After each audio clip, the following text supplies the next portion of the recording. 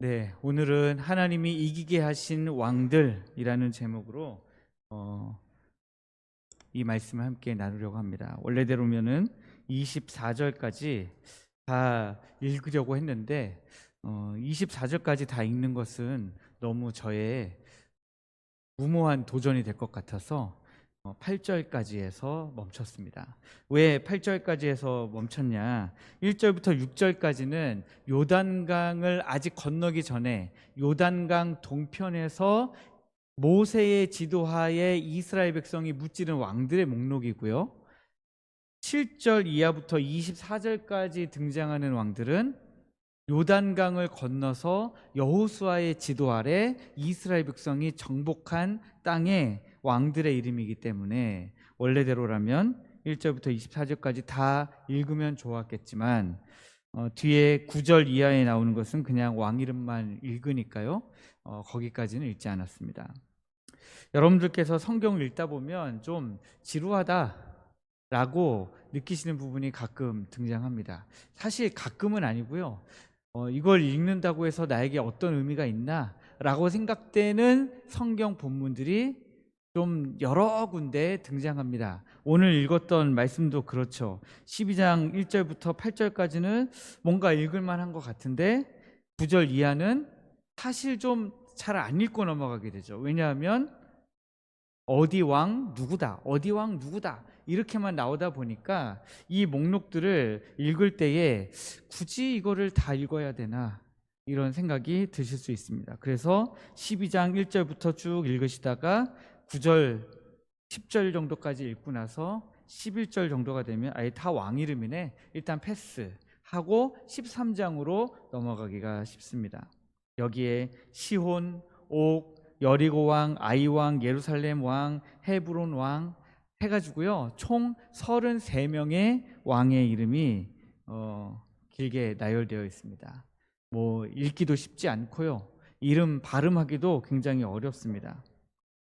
그런데 여러분, 제가 오늘 말씀드리고자 하는 것은 이 왕들의 이름의 명단이 우리가 읽을 때에 그냥 왕들의 이름이네 하고 그냥 넘어갈 수도 있는 것이지만 사실 우리에게는 아주 무의미한 기록은 아니다라는 것을 말씀드리고 싶은 겁니다. 이 기록은 마치 승리의 기념비와 같습니다. 여러분 혹시 서울 용산에 전쟁기념관 한번 가보신 적 있으세요? 저는 이제 그 대학교 때까지 살았던 곳이 그 용산 근처에 살았었어요. 용산 근처에 원효로라고 하는 곳에 살다 보니까 삼각지라고 하는 곳, 이제 육교 하나만 넘어가면 바로 전쟁기념관이었기 때문에 저는 전쟁기념관에 가서 노는 거 참 좋아했습니다. 거기 뭐 돈도 안 내는데 들어가면 뭐 구경할 것도 많고 그 당시만 해도 나무 아래 그냥 막 아무 데나 누워도 되고요. 저한테는 좀 공원과 같은 그런 곳이었습니다. 근처에 용산에 있는 전쟁 기념관만한 공원이 없었어요. 그러다 보니까 저는 전쟁 기념관에 잘 놀러 갔는데요. 거기에 가면은 6.25 전쟁 당시에 나라를 위해 희생당한, 나라를 위해 자기의 목숨을 기꺼이 바친 분들의 이름이 적혀져 있는 현충탑이 하나 세워져 있습니다. 그 이름 하나하나가 어떤 사람한테는 그냥 처음부터 끝까지 읽을 가치가 없는, 읽을 의미가 없는 이름들이지만 누군가에게는 그 이름 하나하나가 굉장한 의미로 다가올 수도 있다라고 하는 거예요. 그 이름들을 보면서 와, 내가 모르는 사람들이지만 야, 저 이름을 가진 분들이 우리나라를 위해서 희생했구나, 자기의 목숨을 기꺼이 바쳤구나, 그런 생각이 든다라고 하는 것입니다. 또 여러분, 양화진이라는 데 가면요 천주교의 성지인 절두산 성지가 있고 그 옆에 보면은 양화진 선교사 묘지가 또 따로 있어요. 양화진 선교사 묘지에 가면 거기에 여러 굉장히 유명한 선교사님들의 묘지도 거기에 있지만 사실 거기에 무슨 일을 했는지도 모르는 선교사님들의 묘비도 거기에 막 있습니다. 때로는 태어난 지 3개월, 4개월밖에 안 된 아기의 묘지도 거기에 있어요. 가서 보면요, 예를 들면 이런 겁니다. 1905년 4월 출생인데 사망한 날이 8월이에요. 그냥 우리나라의 엄마 뱃속에 해가지고 와서 태어났다가 바로 그냥 그 당시 풍토병으로 아기가 죽은 거죠. 치료받지도 못하고. 그런 아이들의 묘비까지도 다 거기에 있어요.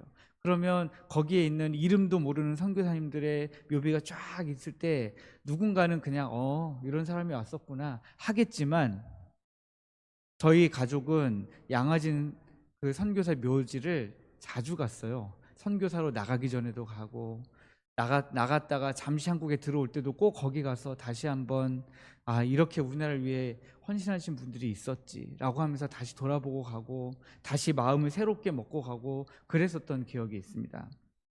그러니까 저희 같은 사람들이 가서 봤을 때는 한 사람 한 사람의 이름이 그냥 이름이 아니었다는 것이죠. 이처럼 이 왕들의 명단도 누군가는 보고 이거 그냥 여기부터 여기까지는 다 왕의 이름이니까 넘어가야 되겠다 할 수 있는 거지만, 의미를 갖고 보면 이 왕들의 이름을 통해서도 우리가 하나님 주신 은혜를 되새길 수 있다라고 하는 것입니다. 이 이름들 하나하나는요, 하나님의 신실하심과 하나님의 능력을 증거하는 영적 승리의 기념비라고 하는 의미가 있습니다. 그리고 하나님이 이때 이 이스라엘 백성들에게 주신 이 승리는 이미 400년도 더 전에 하나님께서 이미 약속하셨던 승리의 성취다라고 하는 것에 의미가 있습니다. 하나님께서 그냥 내일 너희들에게 승리를 줄게, 내일 너희들이 이기게 하겠다 하는 것이 아니라 이미 오래전부터 약속하셨던 승리가 지금 이루어지도록 하나님께서 지금까지 일을 만들어 오셨고, 하나님의 시간표가 되어서 하나님의 시간표대로 지금 완벽한 승리를 이스라엘 백성들에게 주고 계시다라고 하는 것입니다. 이 말씀을 통해서 저는 오늘 약속을 반드시 지키시는 하나님, 상상을 초월하는, 우리의 생각을 완전히 뛰어넘는 승리를 주시는 하나님, 그리고 여전히 우리와 함께 하시는 하나님, 그 하나님을 우리가 돌아보기를 원합니다. 1절 말씀을 보면 이스라엘 자손이 요단 저편 해돋는 쪽 곧 아르논 골짜기에서 헤르몬 산까지의 동쪽 온 아라바를 차지하고 그 땅에서 쳐 죽이는 왕들은 이러하다라고 하면서 이제 기록을 시작하고 있습니다. 여러분, 이 한 절 속에는요, 무려 400년이 넘는 하나님의 신실하심이 압축되어져 있습니다. 이 승리의 시작점을 찾아가 보면 어디까지 거슬러 올라가느냐? 아브라함 때까지 거슬러 올라가는 것입니다. 아브라함 때까지 거슬러 올라가면요, 400년으로도 부족하죠. 500년, 600년까지 가야 아브라함 때까지 거슬러 올라가는 것입니다. 창세기 15장에서 하나님께서 아브라함에게 이렇게 약속하셨습니다. 내가 이 땅을 애굽 강에서부터 그 큰 강 유브라데까지 너의 자손에게 다 주노니. 그런데 하나님께서 1차적으로 아브라함, 이삭, 야곱의 때까지 이 약속을 그대로 이루셨습니다. 그리고 나서 야곱의 때에 야곱이 그 아들 요셉이 애굽의 총리가 되어서 보낸 수레를 타고 애굽으로 넘어가면서 하나님이 다시 약속을 주시죠. 내가 너로 이 땅에 다시 돌아오게 하리라. 내가 너와 함께 애굽에 넘어가리라. 너의 자손이 다시 돌아오리라. 하나님이 약속을 주십니다. 그리고 이 약속이 성취되기까지 얼마나 오랜 시간이 걸렸습니까? 아브라함이 약속을 받은 후 무려 400년이 훨씬 더 넘는 시간이 흘렀습니다. 그의 후손들은 이삭과 야곱을 거쳐서 애굽 땅으로 내려갔어요. 그 땅에서 이제는 요셉을 알지 못하는 왕들이 일어나서 종살이를 하게 되었습니다. 무려 400년 동안 벽돌을 굽고 무거운 짐을 지면서 절망적인 나날을 보내었습니다. 뿐만 아닙니다. 남자 아기가 많이 태어나가지고 이스라엘 백성들의 숫자가 많아지니까 애굽 왕 바로가 겁이 나가지고 아기들을 낳는 족족 사내 아이면 다 죽이도록 그렇게 명령할 정도로 학살을 당했습니다. 그 긴 세월 동안 이스라엘 백성들의 마음은 어떠했을까요? 기약 없는 노역 속에서 언제 다시 하나님이 약속하셨던 그 땅으로 돌아갈지 소망도 갖지 못한 채 날마다 벽돌 굽고 벽돌 구워놓으면 그거 나르고 그거 쌓고 공사하고 하면서 봉사리 하면서 이제는 하나님이 우리를 완전히 버리셨구나. 하나님 우리를 완전히 떠나셨구나. 우리와 하셨던 그 약속을 하나님은 잊으셨구나 생각하면서 그렇게 의심 가운데 보내고 있었을 것입니다. 그러나 여러분, 사람은 잊을지라도 하나님은 약속하신 것을 잊지 않으시는 하나님이십니다. 하나님은 약속하신 것을 바꾸지도 않으세요. 하나님은 이스라엘 백성의 고통의 소리를 들으셨고 탄식을 기억하셨습니다. 그리고 마침내 모세라고 하는 하나님의 지도자를 내세우셔서 그들을 이끌어내셨습니다. 40년 광야 생활을 거쳐서 드디어 가나안 땅 앞에까지 오게 된 것이죠. 그러니 이 1절 말씀 하나에 얼마나 많은 하나님의 신실하심이 이 안에 녹아져 있겠습니까? 하나님이 그때에 하신 약속을 기억하사 이제 하나님의 시간표대로 이제 만들어 가신다 하는 것을 보여주고 있습니다. 2절에 시온 왕이 나옵니다. 시온은 헤스본에 거주하던 아모리 족속의 왕이다 라고 기록하고 있습니다. 아모리 족속 중에 가장 강력한 왕이었습니다. 그가 다스리던 영토는 아르논 골짜기에서 야복 강까지 광활한 땅이었습니다. 지도상으로 보면요, 하나의 거의 뭐 그냥 큰 나라에 해당한다고 할 정도로 거대한 왕국이었습니다.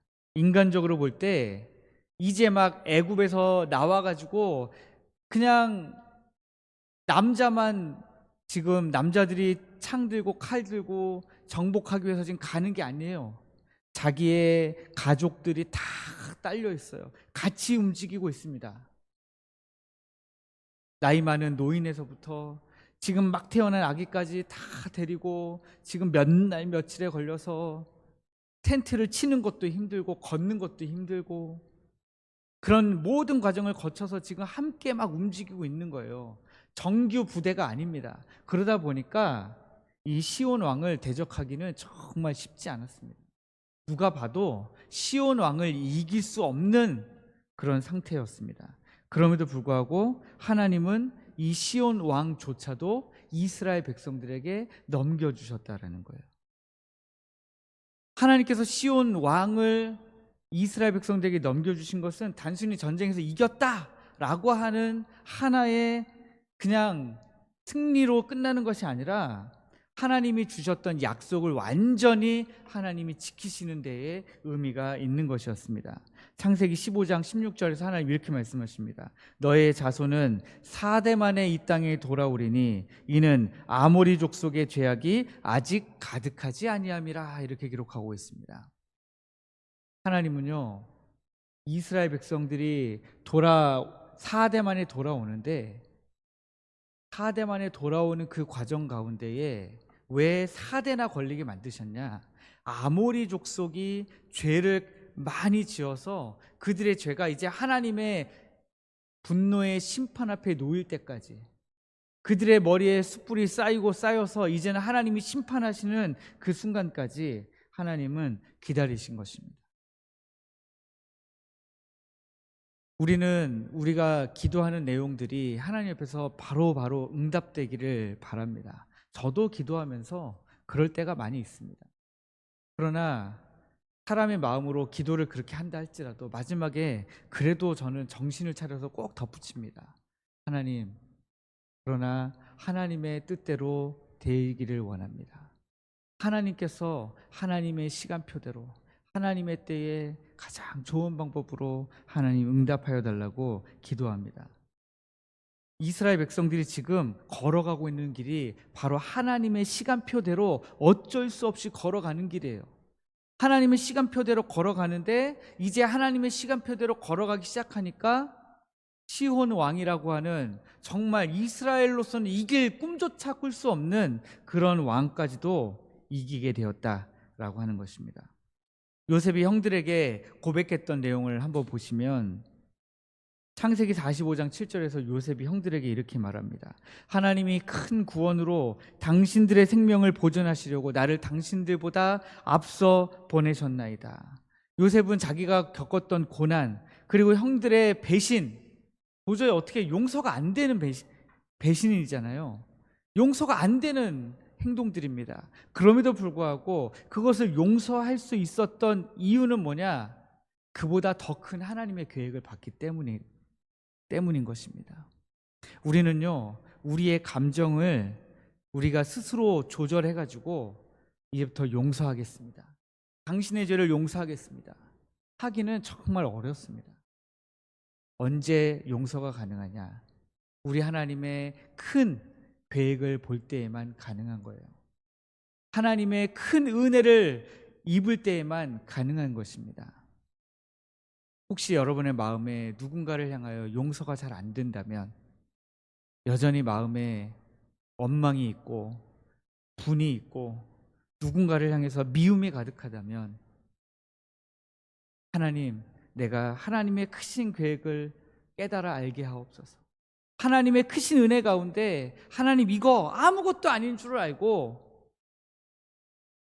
요셉의 형들이 요셉을 배신해가지고 요셉을 죽이려고 했다가 종으로 팔았다가 그가 그렇게 어려움을 당했지만, 그럼에도 불구하고 하나님의 크신 계획을 깨달았을 때 비로소 요셉이 형들을 용서할 수 있었던 것처럼, 하나님, 나도 용서할 수 있도록 은혜를 베풀어 주옵소서. 우리가 그렇게 기도하며 나아가기를 원합니다. 민수기 23장 19절에 보시면 하나님에 대해서 이렇게 기록하고 있습니다. 하나님은 사람이 아니시니 거짓말을 하지 않으시고 인생이 아니시니 뜻을 변하지 않으신다고 그렇게 기록하고 있습니다. 400년 전에 하신 약속도 단 하나도 틀림없이 지키신 하나님, 그 하나님이 오늘날에는 어떠실까요? 오늘날에 우리에게 하신 약속은 하나님이 그때랑은 다르니까 지금은 안 지키십니다. 하나님은 지금도 하나님의 약속을 동일하게 지키고 계신다라고 하는 것입니다. 여러분, 그래서 우리가 1절, 2절 말씀을 통해서 깨달아야 되는 것은, 하나님은 약속을 반드시 지키시는 하나님이시다. 하나님은 신실하신 하나님이시다. 하나님은 자기의 백성을 절대로 잊지 않으시는 하나님이시다라고 하는 것입니다. 4절과 7절 말씀 보시면, 옥은 르바의 남은 족속으로서 아스타롯과 에드레이에 거주하던 바산의 왕이다, 그렇게 기록하고 있습니다.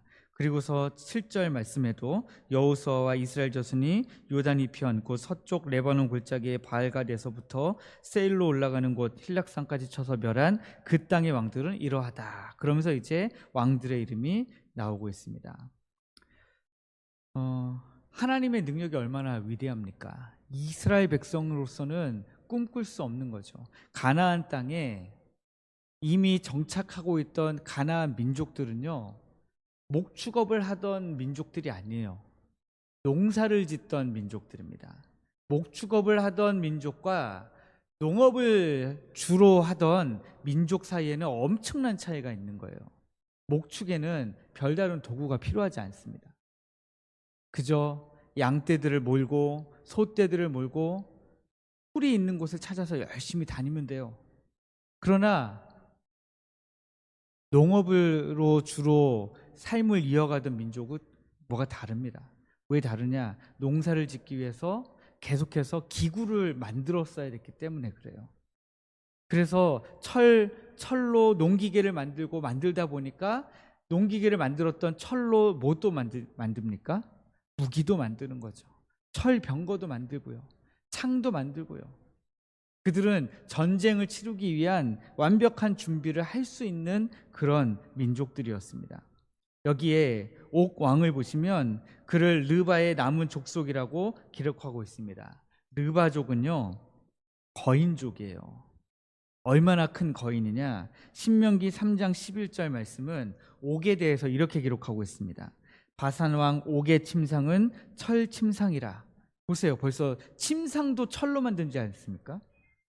그런데 철 침상인데 길이가 9규빗이요 너비가 4규빗이라. 여러분, 9규빗이면 몇 미터 정도 될 것 같습니까? 제가 우스갯소리로 키 큰 우리 교회 저기 임성훈이라고 키 큰 청년 나오잖아요. 그 청년이 180이 넘거든요. 그런데 제가 우스갯소리로 그렇습니다. 너도 2m 안 넘고 나도 2m 안 넘고. 그런데 바사랑 옥의 침상이 9규빗이었다는 것은 9규빗은 4m예요. 근데 너비는 4규빗이니까요. 2m가 좀 안 되겠죠. 절반 자르면요. 그러니까 침대가 엄청나게 긴 거예요. 지금 여기 박용배 지사님 앉아 계신 책상부터 여기 박운희 지사님 앉아 계신 책상까지 몇 미터 될 것 같습니까? 4m가 될까요? 4m 안 됩니다. 네. 아마 이쪽 책상에 처음까지는 가야 4m가 될 겁니다. 그러니까요. 그런데 침대는요.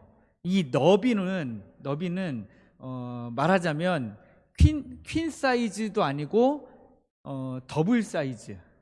너비는 더블 사이즈인데 더블 사이즈든 퀸 사이즈든 킹 사이즈든 이 길이는 우리나라 침대가 대부분 다 2m거든요. 2m예요. 근데 그거보다 더 2배가 더 긴 침대. 그런데 폭은 더블 사이즈여가지고 좁고 긴 침대를 바사랑 옥이 썼어요. 그러면 바사랑 옥의 키는 적어도 몇 미터였다는 얘기예요? 3미터는 됐다는 얘기예요. 3미터면요, 이거 이 천장 높이만큼 됩니까? 네. 그러니까 그렇게 거인족이었다는 얘기예요. 그런 거인족 4미터에 가까운 3미터 뭐 전으로 왔다 갔다 하는 그런 거인족 앞에 이스라엘 백성이 섰다고 생각해 보세요. 이스라엘의 12정탐꾼이 모세의 명을 받아서 각 지파에서 한 명씩 골라가지고요, 가나안 땅을 정탐하러 들어갔다가 나오면서 막 포도 막 엄청난 거, 여러분들 그런 거 그림에서 보신 적 있잖아요. 그 포도를 막 메고 그 땅의 과실들을 갖고 막 나와가지고 좋은 얘기할 줄 알았더니 뭐라 그러니까 그 땅에 사는 사람들은 다 거인이라. 우리는 그들에 비하면 메뚜기밖에 안 돼. 우리 거기 가면 다 죽어. 이렇게 얘기하잖아요. 그러니까 그때의 이스라엘 백성이 본 그 거인들이 이미 3m씩 막 됐다니까요. 2m짜리 사람들만 있어도 겁이 나는데 3m 되는 사람들이 거기 막 서가지고 자기 절반밖에 안 되는 사람들을 내려다보고 있었다고 생각해 보세요. 그 사람들을 어떻게 이깁니까? 그러니까 이스라엘 백성들이 자기들의 힘으로 이길 수 있는 상대라는 생각은 전혀 할 수가 없는 그런 사람들이었습니다. 그리고 그렇게 요단 동편에서 이기고 요단강을 넘어갔을 때는 몇 명의 왕이 기다리고 있었냐? 31명의 왕들이 기다리고 있었습니다. 그런데 그냥 기다리고 있는 게 아니라 각각마다 다 자기의 성을 갖고 있어요. 성이 31개가 기다리고 있어요. 그러면 31개의 성을요, 무기도 변변치 않게 가지고 있는 이스라엘 백성들이, 남자만 있는 것도 아니고 자기 가족들을 다 데리고 행군하면서 어떻게 이 전쟁을 이깁니까? 전쟁을 하다가 내 가족 중에 내 아내가, 내 아이들이, 내 부모가 잘못해서 죽었다고 생각해 보세요. 온 가족이 함께 참여하는 전쟁이니까요. 그러면 그 사람이 제대로 된 마음을 가지고 전쟁을 치룰 수 있겠습니까? 아니, 도대체 이런 무모한 전쟁이 제가 볼 때는 전 세계 역사에 없습니다. 여러분 한번 생각해 보십시오. 우리나라가 얼마나 많은 침략을 당했습니까? 남쪽에서는 왜구가 쳐들어오고, 북쪽에서는 뭐 수나라도 쳐들어오고, 당나라도 쳐들어오고, 명나라, 청나라 막 쳐들어왔잖아요. 그때에 그 군인들이 자기 가족까지 데리고 왔어요. 자기 아내와 자기 처자식을 다 데리고 와서 우리가 이기고 여기에서 우리가 이 조선 땅에서 살겠다, 고려 땅에서 살겠다 하면서 자기 가족들을 데리고 옵니까? 그렇지 않죠. 남자들만 차출해가지고 그 남자들만 데리고 전쟁을 치르는 거죠. 이거는 전 세계 전쟁 역사에서 찾아볼 수 없는 그런 예죠. 여러분 생각해 보시면 몽골의 칭기즈칸이 유럽 대륙까지 막 정복하고 넘어갈 때에 자기 가족들 데리고 간 거 아니잖아요. 남자들끼리 말 타고 다니면서 정복한 거 아니겠습니까? 이스라엘은 나라를 가져본 적도 없고 제대로 된 군사훈련을 받아본 적도 없는, 그냥 애굽에서는 종살이하고 애굽에서 출애굽한 뒤로는 하나님의 인도하심을 따라서 그냥 이렇게 온 떠돌이들에 불과했어요. 유목민에 불과했습니다. 무기라고 해봐야 막대기와 돌멩이가 전부인 사람들입니다. 그런 사람들 앞에 철 침상을 쓰고 철 무기를 들고 철 병거를 갖추고 있는 군사들을 어떻게 이기겠습니까? 그런데 결과는 어땠습니까? 아간의 범죄 때문에 아이성 전투에서 한 번 패배한 것 빼고는, 하나님이 함께 하시지 않았기 때문에 패배한 그 전쟁을 빼고 나머지는 33전 33승이죠. 그것 외에 한 번도 지지 않았습니다. 기드온이 300명으로 13만 5천 명의 미디안 군대를 물리쳤습니다. 그때 하나님께서는 사사기 7장 2절 말씀에서 이렇게 말씀하십니다. 너와 함께한 백성이 너무 많으니 내가 미디안을 그들의 손에 넘겨주지 아니하리라. 이는 이스라엘이 나를 거슬러 자랑하기를 내 손이 나를 구원하였다 할까 함이니라. 이스라엘 백성이 이때 당시에 3만 명이었어요. 적군이 13만 5천 명. 그런데 하나님은 3만 명이 너무 많다고 하시는 거예요. 다 돌려보내라. 전쟁이 무섭다고 하는 자 다 돌려보내라. 결혼식 못 치르고 온 남자 다 돌려보내라. 다 돌려보내고도 그래도 남았는데 하나님이 그것도 너무 많다. 개울가로 데려가가지고 이제 물을 떠서 먹는 사람, 아니면 이제 머리를 박고 물에다가 머리를 박고서 물을 먹는 사람 나눠가지고 다시 300명만 남겨가지고 하나님이 이제 이 전쟁을 이기게 하시는 거잖아요. 300명으로 13만 5천 명을 어떻게 이깁니까? 그럼에도 불구하고 하나님이 원하시는 건 일부러 불가능한 상황을 만드시는 거예요. 우리 모두가 아무리 생각해도 이건 답이 안 나온다, 아무리 생각해도 이건 우리 힘으로 안 된다 라고 고백할 수밖에 없는 시기까지 하나님이 만드신다는 거예요. 왜 그렇습니까? 제가 늘 강조드리지만 이건 누가 봐도 하나님이 하셨다 라고밖에 고백할 수 없는 상황을 하나님이 만드신다는 거예요. 그런 상황이 되어서 하나님이 일하실 때에 모든 사람이 보고 알게 되는 거죠. 야, 저거는 정말 하나님이 일하셨다고밖에 볼 수 없다. 하나님이 정말 살아계시는구나. 그런 고백을 원하시는 거죠. 하나님께서는 일부러 인간적으로 불가능한 상황을 만드셔서 오직 하나님의 능력에서 승리가 나온다는 것을 보여주기 원하셨습니다. 여호수아 12장의 이 전체에 나오는 33승도 마찬가지죠. 시편 43편 3절은 이것을 이렇게 증거합니다. 그들이 자기 칼로 땅을 차지함이 아니요 자기 팔이 그들을 구원함이 아니라 오직 주의 오른손과 주의 팔과 주의 얼굴의 빛으로 구원하셨으니 라고 기록하고 있습니다. 이스라엘의 승리는 이스라엘이 가진 너무너무 무시무시한 군사력 때문이 아니었습니다. 오직 하나님의 능력 때문이었습니다. 하나님께서는 하나님의 백성들을 통해서 온 세상에 메시지를 선포하고 계십니다. 나는 전능한 하나님이라. 나에게는 불가능한 것이 없다 하고 하나님이 지금 선포하시는 것이죠.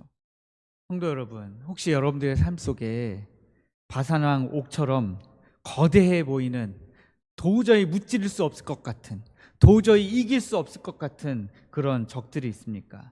질병의 고통, 경제적 어려움, 자녀 문제, 그런 문제들이 우리보다 훨씬 크고 강력해 보입니까? 그때 기억하십시오.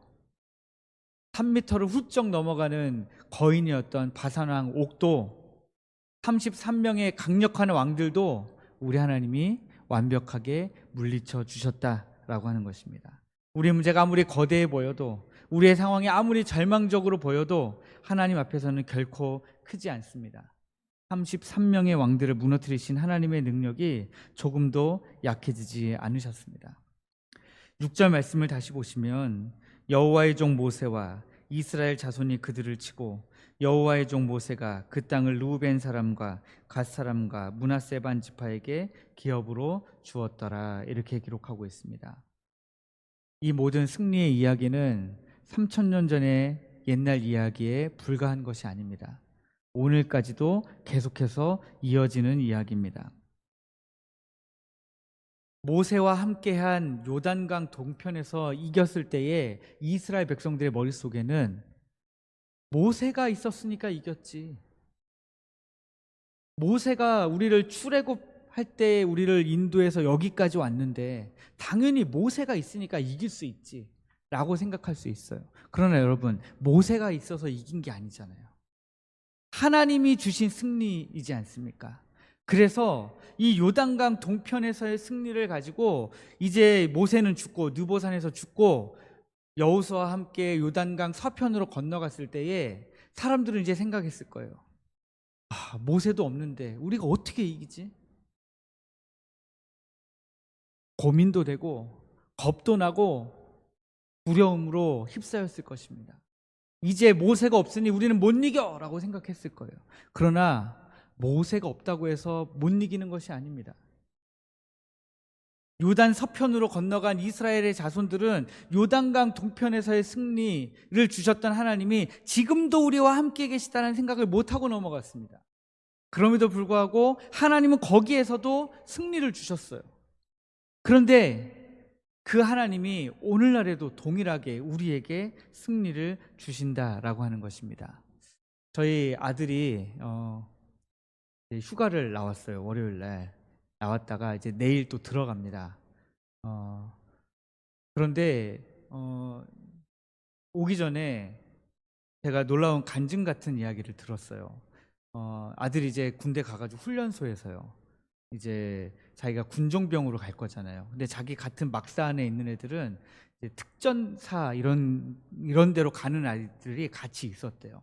그런데 그 중에 이제 한 그 같은 훈련병 동기에게 복음을 전하는 거예요. 복음을 전하고 그 친구와 한 달이 넘는 시간 동안에 계속해서 믿음에 관한 이야기를 한 거예요.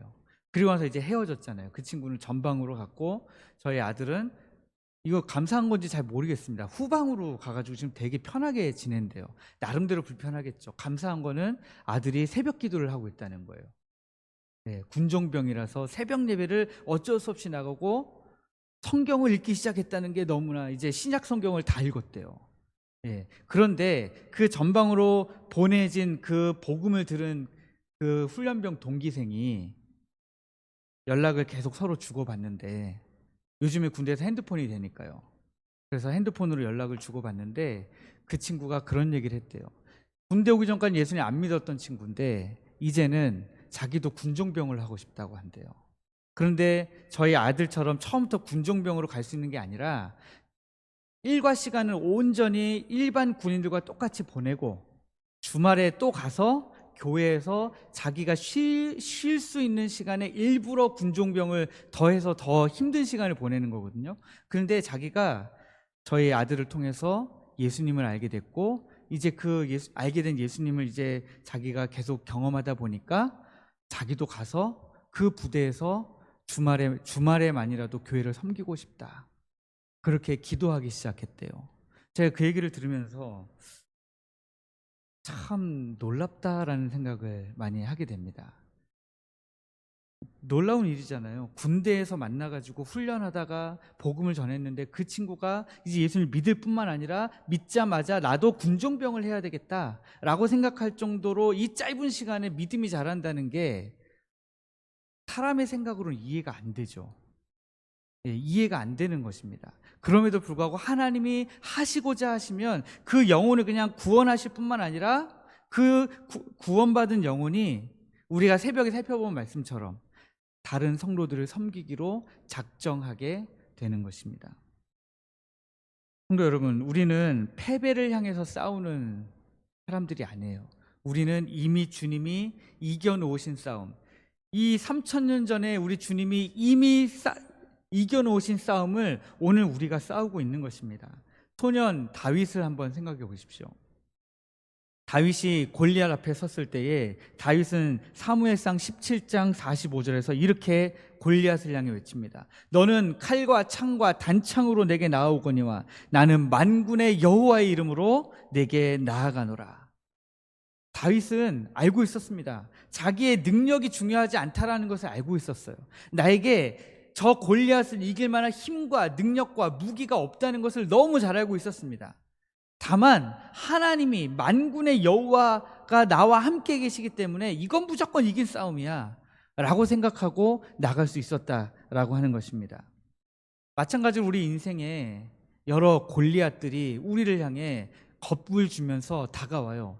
여러 굉장한 무기들을 손에 들고 방패를 들고 칼과 창을 들고 투구를 쓰고 도저히 우리가 아무리 찔러도 손도 안 닿을 것 같고 우리에게는 그만한 무기도 없을 것 같고 이길 수 없을 것 같은 상대가 우리를 넘어뜨리려고 옵니다. 그러나 우리는 이기기 위해서 그 적들과 싸우는 게 아니에요. 놀랍게도 우리는 이미 이겼어요. 이미 이겼습니다. 그래서 우리는 그저 믿음으로 그것을 받아들이기만 하면 됩니다. 그런데 이 믿음으로 받아들이는 과정에서 여러분들 우리는 이미 이겼는데 여전히 싸움이 있잖아요. 우리 안에 여전히 싸움이 있습니다. 그런데 이것이 이미 이긴 싸움이기 때문에 우리가 그냥 그것을 믿음으로 받아들이고 그 나머지 싸움은 버티시는 겁니다. 견디시는 거예요. 그러면 하나님께서 놀랍도록 크신 역사를 이루어 가신다라고 하는 것입니다. 이 말은 제가 그냥 목사니까 앞에서 그냥 하는 말이 아니라 성경에 온통 그렇게 기록되어 있어요. 성경에 온통 우리더러 그 싸움을 싸워서 이겨라 라고 하지 않고 하나님이 이미 이기셨다, 하나님이 이미 승리하게 하셨다, 하나님이 일하고 계시다, 하나님이 이미 그들을 우리 손에 넘기셨다라고 계속해서 말씀하고 계시기 때문에 그 말씀을 함께 나누는 것입니다. 이제 말씀을 맺으려고 합니다. 오늘 우리가 함께 살펴본 이 12장에 등장하는 33명의 왕들의 명단은 하나님의 전능하심과 하나님의 신실하심과 그리고 그 하나님이 지금도 살아계셔서 역사하고 계신다라고 하는 현재성을 증거하는 기념비와 같은 것들이에요. 이 왕들의 이름을 읽으시면서 그렇지, 하나님이 이 왕들을 넘기셨지, 하나님이 이 왕들을 이기게 하셨지. 야, 여리고 왕도 넘어갔고 아이 왕도 넘어갔고 예루살렘 왕도 무너졌고 바산왕 옥 그렇게 큰 사람도 무너졌고 시온 왕처럼 그 거대한 영토를 가졌던 왕도 무너졌고 다 무너졌지. 내 삶에 나를 넘어뜨리려고 다가오는 이 모든 적들도 하나님이 다 무너뜨리시겠구나. 여러분들이 이 명단을 보면서 이런 승리의 확신을 가지시기를 원합니다. 그래서 저는 마지막 결론을 이렇게 맺고 싶습니다. 오늘부터 우리가 새로운 명단을, 새로운 승리의 명단을 우리가 좀 작성해 갔으면 좋겠다. 실제로 이렇게 쓰시라는 게 아니지만 오늘부터 여러분들 앞에 여러분들을 가로막고 있는 적들이 있지 않습니까? 그 적들이 여러분들이 하나님을 의지함으로, 하나님을 신뢰함으로, 신실하신 하나님께 의지함으로, 전능하신 하나님의 날개 그늘 아래 피하심으로 말미암아 하나님께서 승리하게 하실 때에 그 승리, 여러분들이 승리하게 하게 된, 여러분들 앞에서 무너져 버린 그 적들의 명단이 여러분들의 삶에 하나씩 하나씩 새겨지기를 원합니다. 그래서 이제는 그리스도 안에서 이 모든 승리가 나의 승리임을 알고 은혜를 주시는 하나님 앞에서 승리자로의 삶을 살아가시기를 주님의 이름으로 간절히 축복합니다. 기도하겠습니다. 살아계셔서 역사하시는 하나님 아버지, 오늘 여호수아 12장의 말씀을 통해 신실하게 약속을 지키시며 능력으로 승리하게 하시는 우리 전능하신 하나님을 다시 한번 바라보게 하신 것 주님 참으로 감사합니다. 수백 년 전에 하신 약속도 잊지 않으시고 마침내 이루시는 하나님, 우리의 작은 신음과 우리가 이미 잊어버린 기도 제목까지도 하나님 다 기억하시고 가장 선한 때에, 최고의 때에 우리 하나님 응답하실 줄 믿습니다. 세상의 모든 문제 앞에서 하나님의 약속을 의심했던 우리들의 연약한 믿음을 하나님 긍휼히 여겨주시고 변치 않는 말씀 위에 우리의 믿음을 굳게 세워 주옵소서. 이미 십자가에서 모든 원수를 이기시고 우리에게 승리를 주신 하나님, 이제는 우리가 우리의 삶 가운데 패배자의 모습이 아니라 승리자의 담대함으로 세상을 이기며 살아가게 하여 주옵소서. 하나님, 예배가 끝나고 또 각자의 자리로, 삶의 자리로 돌아가 하나님 우리에게 주어진 삶을 살아갈 때에 이 말씀을 기억하며 하나님 주님이 주신 승리를 맛보고 하나님께 영광 돌리는 우리 모든 성도님들의 복된 인생 되도록 주께서 인도하여 주옵소서. 이 모든 말씀 우리를 사랑하시고 우리에게 영원한 승리를 주시는 예수님의 이름으로 기도하옵나이다. 아멘.